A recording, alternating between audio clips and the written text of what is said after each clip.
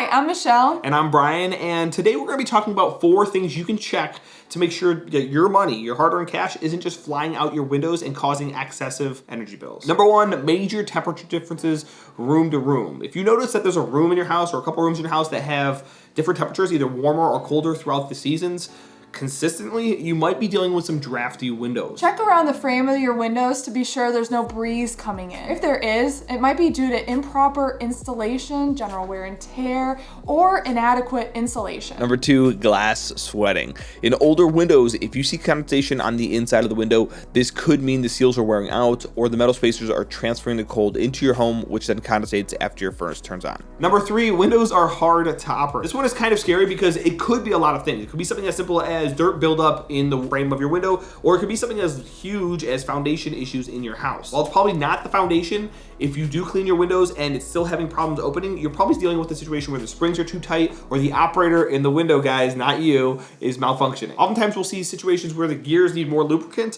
or the gears are just stripped out because of years of use. Or it could be due to worn out caulking that's been allowing moisture to leak in, which is causing the window frame to swell. Either way, the easiest thing you can do is to clean your windows, and if that doesn't work, well, you can give us a call and we'll be out there to take a look at it. Number 4, rotting wood frames. This is definitely more common in older houses with older wooden frames. Over time, they'll naturally wear out, and if rot appears, then you might be dealing with mold or mildew growth as well. So if you notice any of these issues in your home, well, you might as well give us a call so that we can either take a look or get you started with a free estimate. And if you're in the process of maybe replacing those windows and you want to learn more about windows in general, we'll be leaving a playlist right here for you guys, so you can go ahead and check that out and learn as much as you can. Thanks so much for watching, guys.